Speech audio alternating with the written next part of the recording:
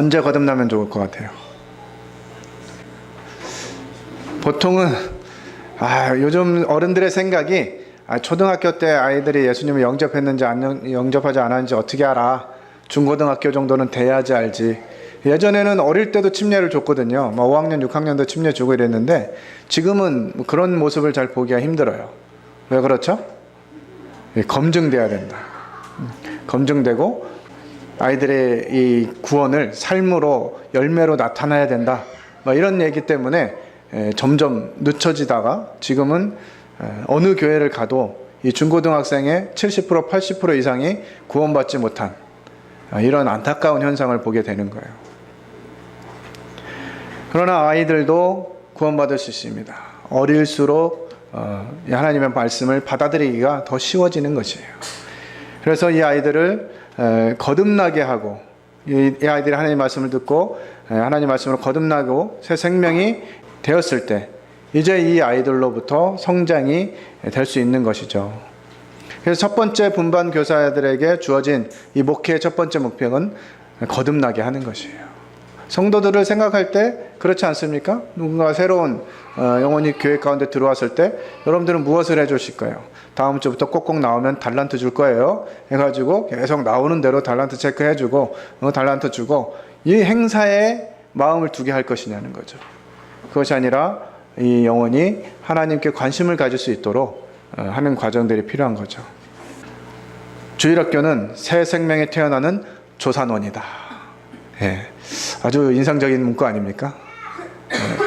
특별히 유년주일학교는 청소년기가 시작되기 전에 이 예수 그리스도에 대해서 알게 하고 이 아이들이 예수 그리스도를 믿음으로 인해서 새 생명으로 태어나게 되는 이와 같은 조산원의 역할을 주일학교가 해야 된다고 하는 거죠. 그리고 두 번째로는 아이들에게 또 생명의 떡을 주어야 합니다. 사람이 떡으로만 살 것이 아니요 하나님의 입에서 나오는 모든 말씀으로 살 것이다 말씀하셨는데 거듭나지 않으면 이 생명의 떡이 돼요 안 돼요?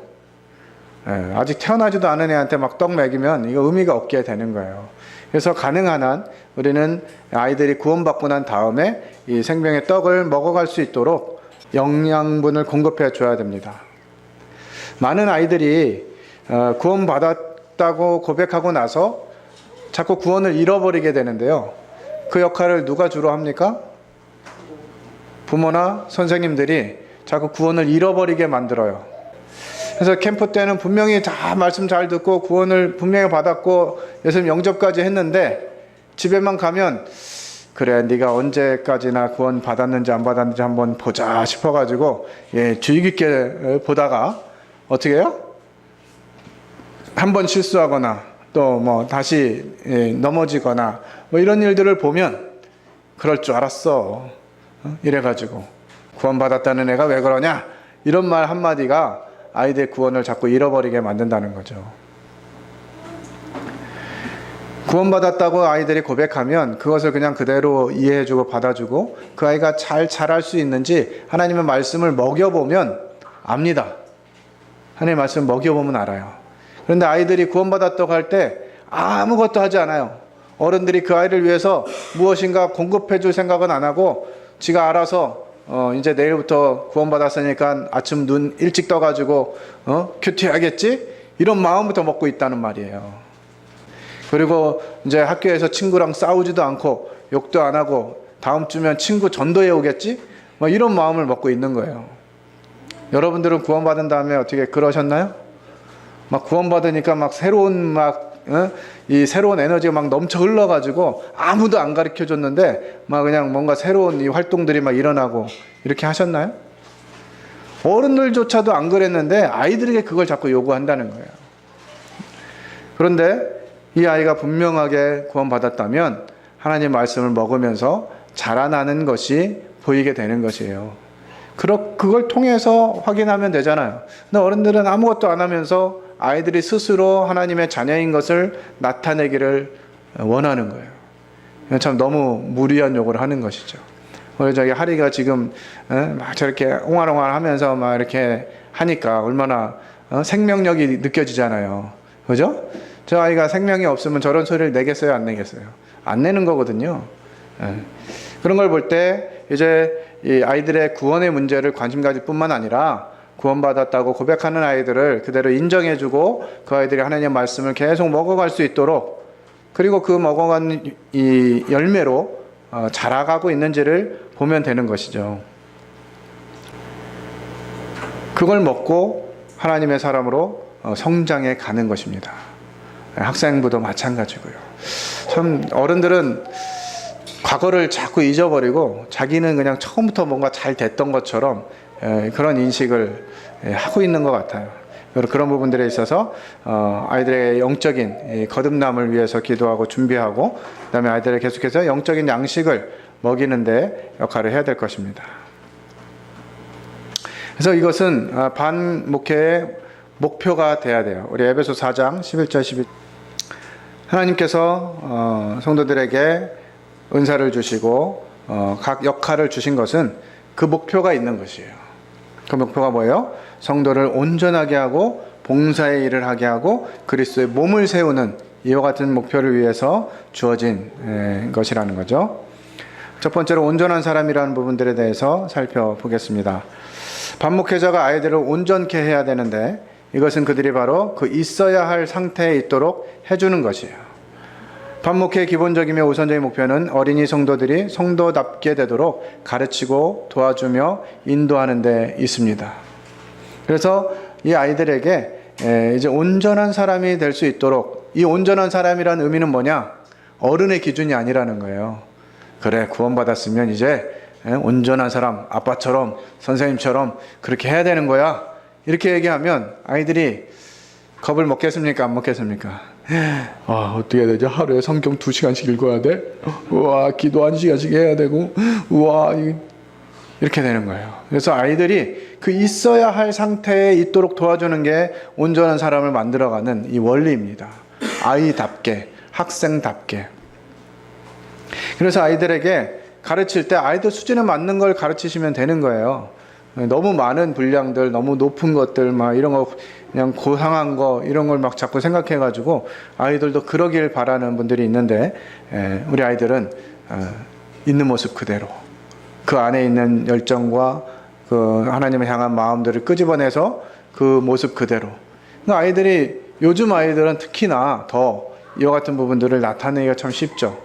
뭐 인사하게 하는 거, 존댓말 하게 하는 거, 이런 말들이 아이들에게 필요한 일들이거든요. 근데 그런 것들은 뛰어넘은 채 그냥 영적인 감각을 막 이렇게 요구하고 막 이러기보다는 아이들이 있는 모습 그대로 인정하면서 그 아이들 수준에서 필요한 부분들을 나타낼 수 있도록 도와주는 것입니다. 두 번째로는 봉사의 일을 하게 하는 거예요. 반목회자는 주일학교 출석하는 아이들이 서로의 지체를 돌아보고 도움을 필요로 하는 지체를 위하여 봉사할 수 있게 이끌어야 한다. 교회는 지체된 서로를 위하여 봉사해야 하지만 이 봉사를 시작으로 교회 머리이신 예수 그리스도께 봉사해야 한다. 아이들이 서로에 대한 책임을 느끼고 또한 주님께 봉사하는 삶이야말로 하늘나라 삶에 대한 모형인 것이다. 그러니까 아이들에게 역할들을 맡기는 겁니다. 아이들에게 맞는. 그래서 제가 이제 그 주일학교를 할 때 학년별로 역할을 줬어요. 제가 인도원에 있을 때는 아이들이 좀 많이 있어가지고 점심도 주일학생들은 따로 먹었거든요. 그러니까 그렇게 되면 어떻게 되겠어요? 교사들이 다 해야 되잖아. 근데 그렇게 하는 것이 무슨, 그 교사들은 뭐 가능하지만 아이들에게 역할을 주는 게 필요한 거죠. 그래서 이제 6학년들은 배식하고 5학년들은 상을 피고 4학년들은 상을 닦고 이런 역할들을 다 줬어요. 그러니까 아이들이 스스로 자기의 역할을 찾아가지고 하면서 이 봉사의 일을 하도록 하는 것입니다. 그래서 뭐 반장제도라든지 뭐 교회학교 회장제도라든지 이런 거 해서 아이들의 역할을 맡겨주는 거예요. 어떤 아이는 뭐 신발장을 정리하도록, 어떤 아이는 뭐 방석을 정리하도록, 이런 역할들을 주면서 그 아이들이 이 봉사의 일을 배울 수 있도록, 어리지만 그 나이에 맞는 일들을 배워갈 수 있도록 도와주는 것이죠. 결국은 그리스도의 몸을 세우는 교회를 위해서 이 아이들이 자라가도록 하는 것이 반목회의 목표가 되어야 돼요. 그 아이들의 섬김이, 그 아이들의 배움이 교회가 성장하도록 하는 일에 자신들을 드리는 이와 같은 아이가 될 수 있도록 도와야 하는 것이죠. 결국은 아이들이 이제 이 자신을 돌아보는, 목회하는 분반 선생님을 통해서 그 아이 자체가 성숙한 그리스도인으로 자라갈 수 있도록 그 과정을 도와주는 것입니다. 이러한 부분들을 생각할 때 이제 반목회자로서의 교사라고 하는 관점을 생각해 봐야 합니다. 바울은 자신이 복음에 일꾼된 것에 대해서 철저하게 하나님의 부르심이라고 증거하고 있어요. 사도 바울은 그의 사도 직분을 하나님의 강권으로 이해하고 있습니다. 그는 소명을 깊이 인식하였고 이 직무를 위해서 자신을 기꺼이 헌신했어요. 그러니까 여러분들이 교사로 부르심 받았다는 거, 1차 때 참여하신 분들은 교제를 나누었습니다만, 여러분들 교사가 된 것은 그냥 우연히 사람이 없어서 대충 그렇게 된 것이 아니라는 거예요. 나는 좀 부족해 보인다 싶어도 그것이 하나님이 여러분을 그 자리에 있게 하셨다는 것이죠. 그러니까 여러분들의 이 교사의 사명은 하나님께로부터 왔다라고 하는 것을 이해해야 돼요. 왜냐하면 하나님이 일을 하실 때 그냥 하나님이 막 직접 행하시는 게 아니잖아요. 그렇게 하실 수도 있겠지만 그렇게 하시지 않고 하나님을 아는 사람들을 통해서 일을 하세요. 그래서 교회와 주일학교를 세우는 하나님께서는 이제 반사역의 도구로 사람을 부르십니다. 여러분들과 저는 이 부르심에 선택된 사람들이에요. 이 얼마나 놀라운 특권인지 몰라요. 그러면서 하나님께서는 우리들이 그리스도의 교회를 위해서 목회하기를 기다리시는 거죠. 하나님이 우리를 하나님의 동역자로 부르신 것입니다. 하나님과 함께 일하는 사람. 내가 누구랑 함께 일하느냐, 이것도 굉장히 참 주목해야 될 일 중에 하나인데 하나님이 우리를 부르셨다는 거예요. 이 자리로, 여러분들이 감당하고 있는 그 자리에 하나님이 여러분들을 부르셨다고 하는 것입니다. 주일학교의 교사직은 기능에 의한 직분이 아니에요. 그냥 잘 가르치고 뭔가 이렇게 할 줄 알기 때문에 주어진 것이 아니라 전적으로 하나님의 부르심이 동기가 되는 직분입니다. 하나님이 정해서 주시는 것이, 어떤 사람은 전도하는 자로, 어떤 자는 교사로, 어떤 자는 목자로 주시는 것입니다. 여러분들에게 이와 같은 큰 임무를 하나님 맡기신 것이에요. 여러분들이 이제 이 반사역에 대해서 내가 그동안 분반 교사로서 그냥 한 교회 학교의 일부 교사 이런 관점으로 생각하고 계셨다면 이제 그 관점에서 벗어나서 하나님의 양무리를 나에게 맡기셨고 그들을 돌보는 목회를 위하여 교사로 세우셨다는 사실들을 기억해 주시기를 바랍니다. 그렇다면 이제 이런 반목회를 하는 이 반목회자의 자격은 무엇이 있을까요? 반목회자에게는 반목회라는 직무의 수행을 위해서 요구되는 자격이 있습니다. 그것은 운전사가 자동차를 달리는 사람이지만 거리 곳곳을 알고 있어야 하는 것처럼 양떼를 돌봄에 있어서 갖추고 있어야 하는 자격이 있는 것이죠. 이 자격은 교사의 역할을 만족스럽게 수행하도록 하며 아이들의 성장에 지대한 영향을 미칩니다. 자동차 내 마음대로 운전하는 거 하니까 그냥 자기 마음대로 막 가면 돼요, 안 돼요? 역주행하고 차선을 막 이리저리 왔다 갔다 하고 이런 곤란하잖아요. 다 정해진 주변의 환경들, 상황들, 법규들 이런 것들을 알아야 운전을 안전하게 할 수 있는 것처럼 목회를 하는 데 있어서도 이와 같은 부분들을 이해하고 가지고 있을 때 목회를 잘 할 수 있게 되겠죠. 첫 번째는 말할 것도 없이 예수 그리스도를 영접한 사람이어야 합니다. 예수 그리스도를 개인의 구주로 영접한 체험이 있어야 한다는 것이죠. 이것은 반목회의 본질적인 대상이 되는 사항이기 때문입니다. 따라서 구원받지 않은 사람은 반목회자가 될 수 없다는 거예요. 두 번째로 인격을 갖춘 사람입니다.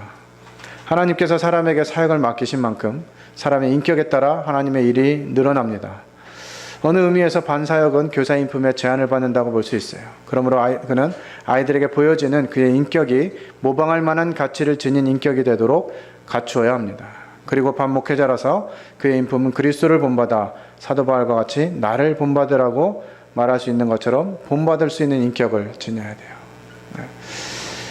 참 이 인격이 안 된 인도자들 때문에 참 고통당하는 양들이 많죠. 현실에 나타난 이 같은 사실인 것 같아요. 뭐 지식적으로는 많이 알 수 있을지 모르겠지만 이 인격이 제대로 갖춰지지 않으면 이 양들이 고생할 수밖에 없습니다. 그런 경험들을 많이들 해보셨으리라 생각이 들어요. 그래서 성경은 장로들에게 또 집사들에게 자격을 요구하는 것이에요. 전도자는 어때야 된다 이런 자격 없잖아요.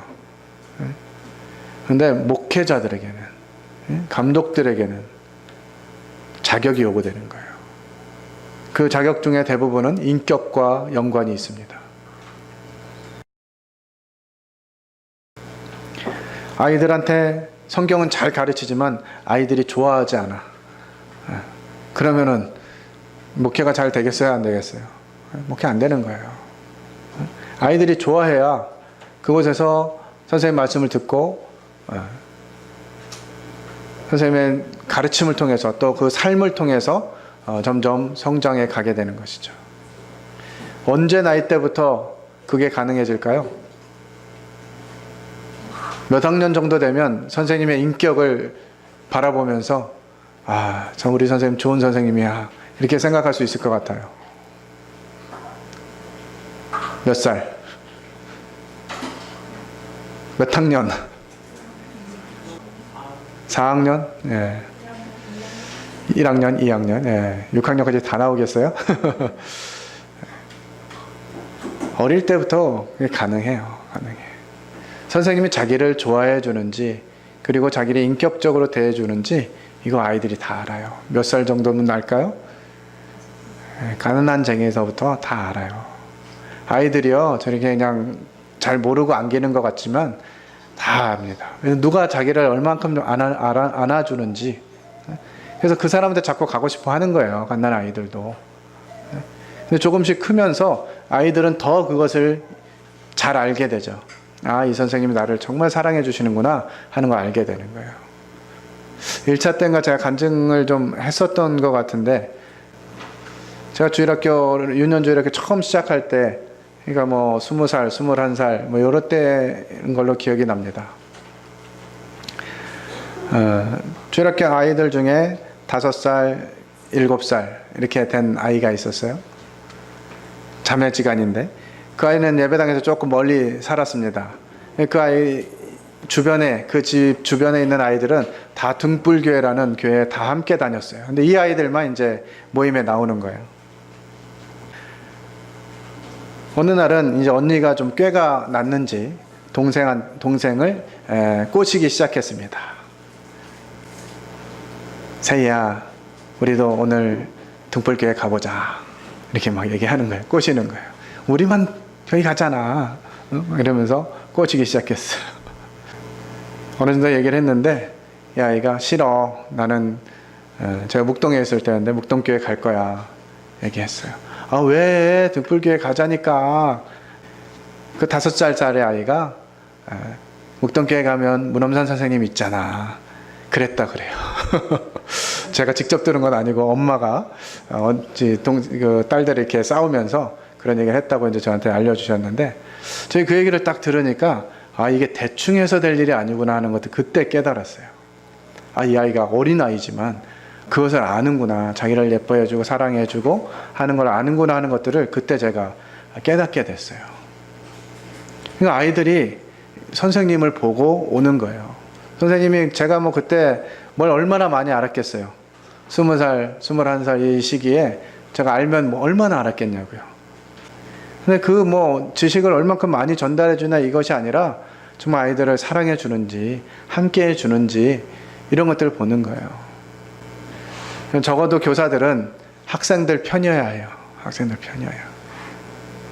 어른들이 나무라면 좀 방어도 해주시고, 그러게 왜 뛰어다녀가지고 혼나냐 뭐 이렇게 하지 마시고, 그냥 뛰는 것만 나오면 자꾸 울렁증이 생겨가지고 이게 뛰는 얘기만 나오면. 우리 아이들은 언제 뛸 수 있다고요? 뛸 수가 없어. 교회 들어와서는. 참 어른들의 이 기준으로 아이들을 바라보고 그 아이들이 이 어른들의 요구를 들어주기를 참 바라고 있는 것 같습니다. 우리 주님이 오늘날 우리 모임에 함께 계신다면 화를 많이 내실 것 같아요. 우리 주님이 아이들이 내게 오는 것을 용납하고 금하지 말라고 말씀하셨는데, 오늘날 우리 교회 환경은 아이들이 주님께로 나가는 것을 도와주고 있나요? 가로막고 있나요? 도와주고 있는 교회에 계신 분들은 행복한 거예요. 그래서 여러분들이 그와 같은 마음들을, 적어도 교사들은 그와 같은 마음들을 가져야 돼요. 어제 이제 형제 회의를 좀 했습니다.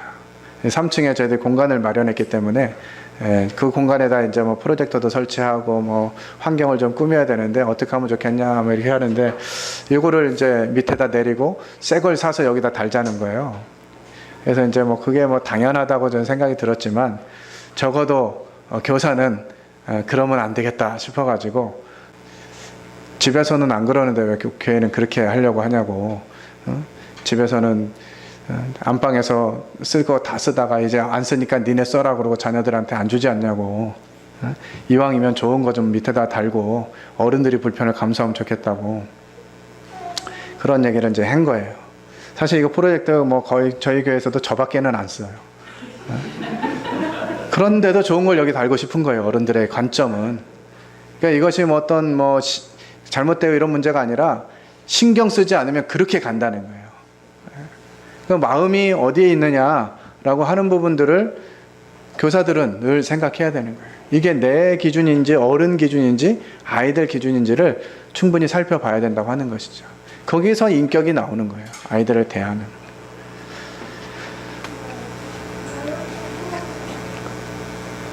제가 21살 때 그 애들을 때려서 키우라는 말씀을 한 바닥 적어주신 부처님에 대해서 한번 얘기를 한 적이 있었습니다.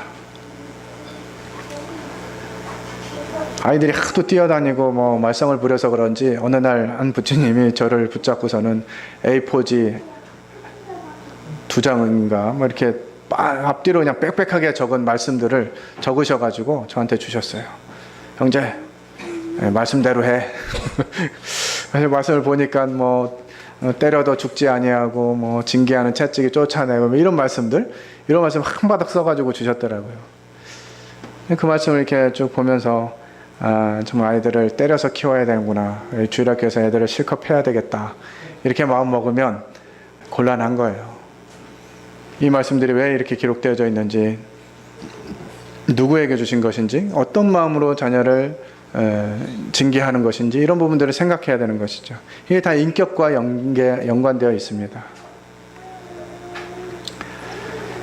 구원받은 사람, 인격을 갖춘 사람이 반목회를 해야 되고요.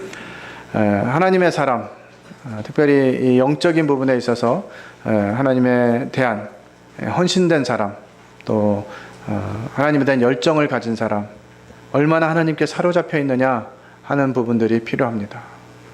내 마음대로 막 하려고 하는 것이 아니라 하나님께서 원하시는 대로 하는 사람. 그러니까 하나님을 위해서 살고 싶은 사람은 많아요. 예수님께도 제가 주여, 제가 주님을 따르겠나이다 이렇게 했던 사람들이 많다고요. 근데 예수님은 그 사람에게 뭐라고 대답하셨어요? 제비도 자기 집이 있고 여우도 굴이 있지만 난 머리 둘 곳이 없다, 이렇게 얘기하신 거거든요. 이건 뭐냐면 자기 열심으로 무엇인가 하려고 하는 사람들이에요. 그래서 하나님께 필요한 사람은 자기 열심을 하는 사람이 아니라 하나님의 뜻대로 움직일 수 있는 사람이에요. 하나님이 마음대로 쓸 수 있는 사람이 필요하다는 것이죠. 가라 그러면 가고, 오라 그러면 오고, 안 된다 그러면 멈추고, 하라 그러면 할 수 있는 그런 사람이 필요한 거예요. 그래서 우리는 하나님의 마음을 알아야 합니다. 하나님이 무엇을 하고 계신지 알면 내가 무엇을 할 것인지가 바로 보이게 돼 있어요. 우리 아버지가 건축하시는 분이에요. 예를 들어서 우리 집을 지으시겠대. 야, 내가 그동안은 남의 집만 져줬는데 이번엔 우리 집 져야 되겠다. 자, 내일부터 공사 시작할 거야. 그럼 여러분들은 무슨 생각이 듭니까? 무슨 생각이 들 것 같아요? 아유, 아버지 고생하시겠네. 나는 내 삶을 살아야지. 그렇게 되나요? 우리 집을 짓는 거니까, 우리 아버지가 일하시는 거니까 내가 도울 수 있는 역할 있잖아요. 뭐, 막 목수? 이거 뭐 아무나 할 수 있는 게 아니잖아요. 그렇지만 뭘 할 수 있겠어요? 내가 할 수 있는 일. 우리 아버지가 우리 집을 지어. 그럼 뭘 하실 수 있어요, 여러분들은? 네? 응원하고. 아버지, 화이팅! 뭐 이런 거예요? 뭐, 밥을 준비할 수도 있고, 뭐, 허드렛 일, 뭐 가져와라 그러면 갖다 드리면 될 수 있고, 뭐 이런 일들을 다 가능하게 되는 거잖아요. 근데 아버지가 뭐 하는지 관심이 없으면 아버지를 도울 방법이 없어요. 열심은 있어, 막, 아버지가 뭔가를, 아버지를 돕긴 해야 될 것 같은데, 막 이러면서. 운동화 신고 나갈 건데 구두 닦아놓고, 막 이러는 거죠. 그러니까 자기 뭔가 열심을 낼 수 있지만 아버지의 뜻이 어디에 있는지 모르면 그 열심이 제대로 활동을 할 수 없다는 거예요. 그래서 얼마나 하나님께 사로잡혀 있는 사람이냐, 하나님의 말씀에 민감하고 하나님 뜻에 마음이 있는 사람이냐 하는 것이 중요하다는 것이고요. 이제 반 목회자의 자세를 살펴보면 그는 맡기온 사람입니다. 교사는 예수 그리스도의 양을 먹이는 일에 대해 늘 맡겨진 것을 생각하고 있어야 돼요. 만일 나의 출석부에 8아이들의 이름이 적혀 있다면 그 8명을 먹일 임무가 주어져 있다는 사실입니다. 교사의 사역은 내가 맡은 것이 아니라 하나님께서 내게 맡겨주신 것이에요. 하나님께서는 내가 우리 반을 목회함에 있어서 그 사역을 충성스럽게 감당할 줄로 믿고 맡기신 것이니까 오직 바울과 같이 감사함으로 봉사해야 합니다. 하나님이 우리에게 일을 맡기신 것이에요. 당연히 하나님 맡기셨기 때문에 충성스럽게 하는 것이 당연하죠. 아무 보상이 없다 할지라도. 그런데 하나님은 우리가 이 일들을 감당할 때 보상하신다고 하는 거예요. 이제 우리는 그리스도의 삼중직, 주님이 하신 역할들, 하나님 나라의 일을 선포하고 하나님과 아이들의 중보자로서 아이들을 위해서 기도하고 또 예수님처럼 마귀를 이기고 세상을 이기는 왕의 권세를 가져야 하는 것입니다. 아이들이 이와 같은 부분들을 보여줘야 돼요. 하나님 나라를 알려주고 아이를 위해서 기도하고 또 아이들이 사단에게 이겨낼 수 있도록 그와 같은 역할을 보여줘야 되는 것입니다. 그는 또 섬기는 사람이어야 돼요. 교사가 된 것은 섬김을 받으라고 뽑아주신 것이 아니고요. 도리어 아이들을 섬기고 나의 목숨을 그들을 위한 재물을 삼고자 하심이라고 기록된, 우리가 반목회자로 부름받은 것은 아이들을 섬기라고 하심입니다. 우리도 그들의 발을 씻겨야 해요. 아이들을 섬긴다고 하는 거 참 어려운 일이죠. 우리가 그런 문화 가운데서 자라지 않았기 때문에 아이들을 섬긴다고 하는 것이 잘 이해가 안 되는 경우도 있어요.